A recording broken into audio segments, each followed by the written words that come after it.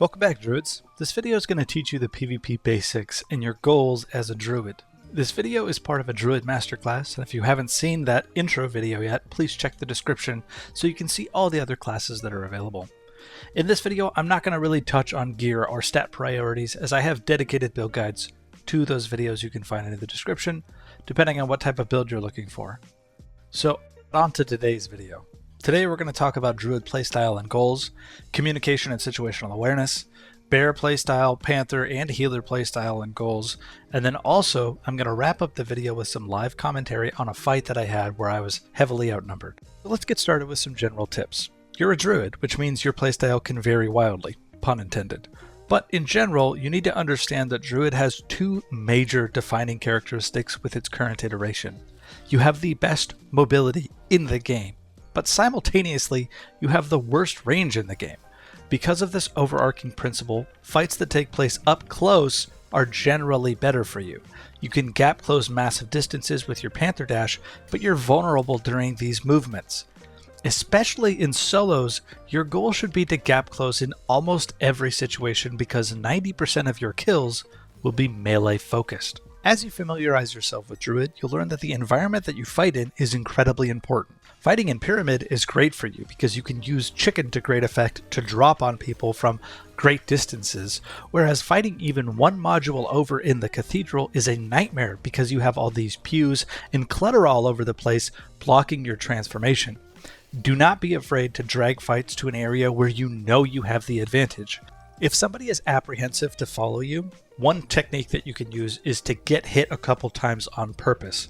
I often soak a few hits in bear form to kind of activate that lizard brain mentality that a lot of players have, and that encourages them to chase. They think you're running, when really you're just repositioning. In that same vein, you'll learn pretty quickly that playing Druid at a high level is a huge mental game. You can encourage your opponent to make mistakes by enticing them to act a certain way. You transform instantly among your forms, and often that means that you dictate the pace of combat. The enemy is constantly reacting to whatever form you're in and changing their playstyle just as fast as you do. You can leverage this to your advantage. Do you want your enemy to get out of a doorway? Get hit, and then go rat form and feign a retreat. Many players can't help but take that bait. This also works really well against other Druids. You can go rat form and run. This often baits a Panther transformation, and as soon as you hear them swap, you can go into bear form and 180 right click them, often for a juicy one tap. Working as a team, you will likely have the best situational awareness in your team. Oftentimes, as a Druid, we're functioning as the point man while not actively engaged in a fight, automatically because of our mobility. When a fight starts, ideally you want to be in the backline of your team. Look to use your spells at the first sign of any team fight.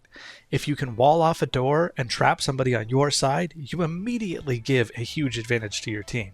And even though this advice is not deep, insane level knowledge, it's very surface level, and you learn this early as a Druid, you would be surprised how many Druids I watch that die with every single spell still available. Running with that same idea, make sure that you roll your heals before a fight starts. Heals over time are way better when they're used proactively. You will have a lot more success on Druid if you wait for the fighting to start and then flank and get active on their backline. A great way to do this, while still providing value, is to roll those heals early on. One of my favorite callouts in the middle of combat is extremely simple. One word: live. You say live, live, live, which implies they need to focus on their life. Too many players in this game get hyper tunnel vision during fights. If you're in a 3v3 and you knock out a player, unless your team is slaughtering them, good players will often reset or look for a soft reset. Don't be afraid to bark at your team to stop tunnel visioning. For me at least, I quickly leave teams when players exhibit these characteristics, as it either indicates that they're brand new to the game or they're more of a self-serving player that puts themselves over the team. Let's quickly talk about animal forms. So if you're playing a bear build, your goals are pretty simple: gap close and kill. But seriously, you want to be a control freak when you're playing bear. Doorways can be extremely hard to play through and play around, and anytime you're out of form, you're vulnerable, so you want to keep that in mind. As the community learns how to fight Druids, less and less people will push through doorways letting you wall and trap them, But regardless, this is still one of the most tried and true ways to get a kill, especially against a squirrely character like a rogue or a ranger. For team games, Bear is also one of the best zoning tools, if not the best, in the game. Not only can you plug large pathways and body block to cover your teammates, but to other classes, it is almost certainly a death sentence to walk towards you.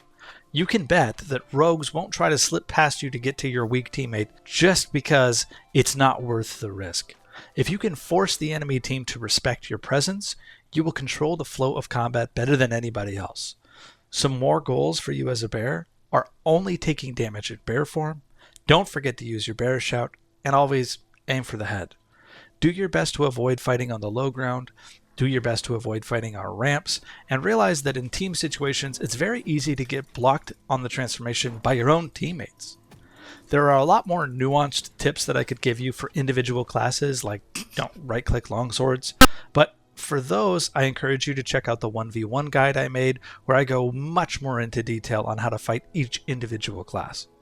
Panther, your playstyle is incredibly different. With Panther, your moves need to be extremely calculated, and I would not recommend learning this on a new Druid. Realize that if you haven't invested any stats into agility, Panther's not going to do very much damage. Almost zero damage. I've got a clip hitting a wizard 6 times, and he's still above 50% health at the end, despite me having a decent amount of strength. I incorrectly assumed that some strength would transfer into melee damage. It really does not. But what Panther does extremely well when you actually have agility is kill squishies.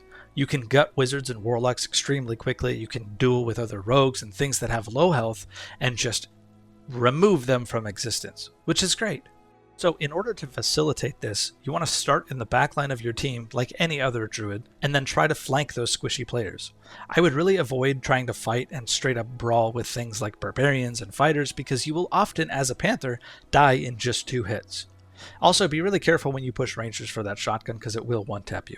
If you're playing Panther by yourself and you do come up against a class like a barbarian, you're going to have to play annoying as hell to win. I can really understand why other players hate fighting this build so much. The best tip I can give you is that against anything except for daggers is you want to kite them out, wait for them to put their weapon away, and then dash in and get 1 to 2 hits, and then kite it out and repeat. This is going to frustrate the ever-living shit out of anybody that you're fighting with, but when you die in just 2 hits from basically anything, there is 0 room for error. Sidebar here really quick, I do find it hilarious that when people complain about this build, you go to YouTube and watch any Panther video, and the clips consistently show Panthers constantly on the brink of death anytime they kill somebody because they took 1 hit, and people complain like this is the most OP shit and it's in every video. I'm looking at you, Lore, like, come on, man, like, it's not that bad. If you stop calling for nerfs during multiclassing, bro. Come on, that's just a sidebar. We're done with the sidebar, guys. Anyways, for dedicated healers, your role is pretty simple. She did a great video on this when Druid went live. If played correctly, you should have some higher health teammates so your heals over time can get value. Your goal is to roll heals, fight, and then reset. Dreamfire, especially with the scaling buffs, is more powerful than people give it credit for. I often see Druids not even running it. It's like your only ranged ability. Come on, guys.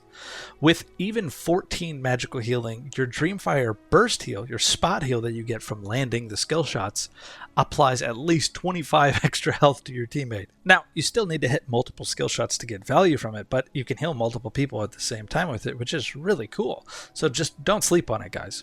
Dreamfire is also one of the only spells that you can't friendly fire with, so don't be afraid to pop it on the line when your teammates are boxing the enemy.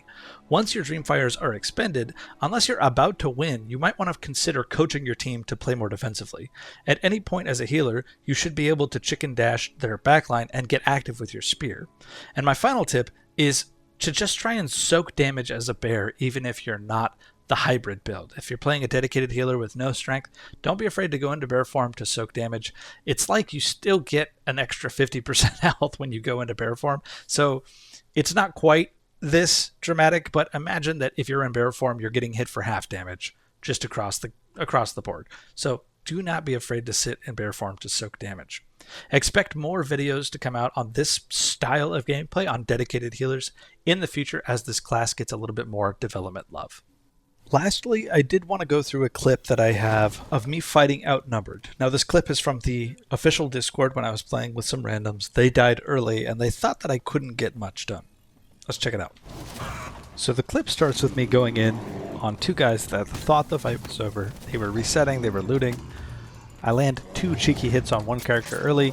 He pulls off to the side, rolls the protection pod, comes back in. I'm already trading with this Demon Lock. You can always trade out with Demon Locks and get success, especially with that Chris Dagger nerf. This guy comes in. He's one hit, but I ended up finishing him off again. It is trio, so they do have a third person who's trying to bow me through the portcullises, which is a very tough shot. So I'm using this to my advantage to kind of get some space here. I do have the movement speed shrine that I grabbed before this clip started. I'm able to roll a couple heals here.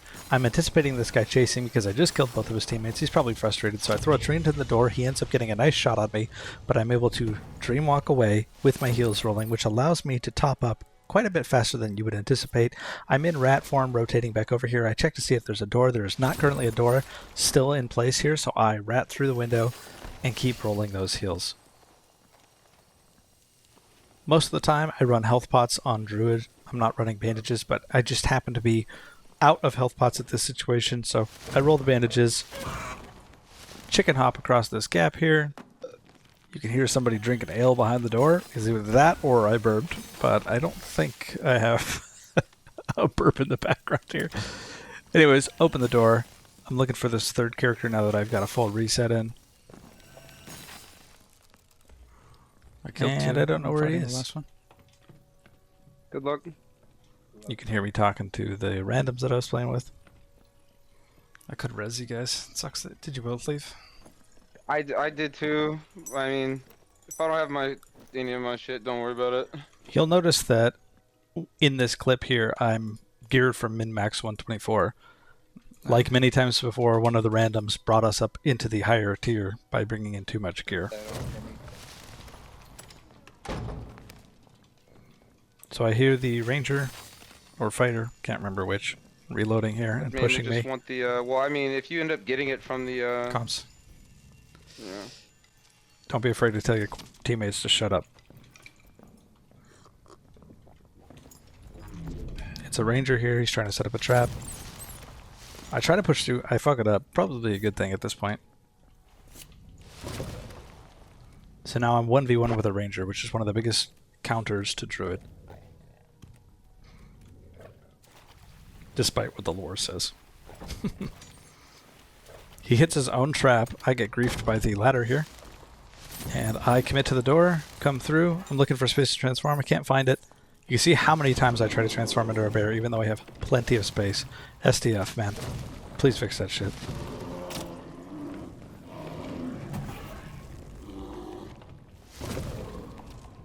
Now, while I try to take the honorable 1v1, a warlock shows up. So now it is a warlock ranger that I have to deal with. Don't be afraid to kite in Panther form, even with a dot on you, to get that movement speed benefit. It does hurt a little bit more. It's like giving them a 20% damage bonus, but it's better than dying. It's better than getting caught. So I go up into this cheeky spot up here where they have to pull a lever to get up here, and I get a reset in while they're trying to break pots and pull the lever. I look for a couple Dreamfires here so that I can get some extra healing, and I do land a couple, and I try to get out a couple extra more in Dreamwalk because you get extra magic power or spell power or something in Dreamwalk. While the ranger is separated by that choke point, I drop on him and secure the kill. If you can separate teammates either with your walls, your treants, or just with the situation and the environment, you can really turn the tide back in your favor. So now instead of a 3v1, it is a 2v1. Fireball comes in, barely miss it. He's trying to cut off with Hydra, so I put myself into a corner. There's not many other options that I have here. I'm ratting to try and survive. I have just enough time to get a Treant in and separate him from his team. He's panicked right now. He puts a dot on me. He phantomizes out through the Treant. Tough to fight warlocks on that front, guys, but this gives me enough time to get a Mending Grove out, get a Restore out, and you can see, watch my health bar, man. I am just barely holding on here, trying to survive. We've got a warlock. He ends up putting a curse on me, which allows me to tap him and kill him in one hit. Don't put curse of sacrifice on druids, boys. And then finally, the wizard is able to kill me. Even though severely outnumbered, I was still able to pull out 4 kills in a trios lobby. Alright, so we don't back out unless the game's over. Dude, Jesus Christ, bro. did you kill the guys that had any of our shit? Yeah, I killed a bunch. You're Oh my god, goat, dude. bro. Honestly, he's built different.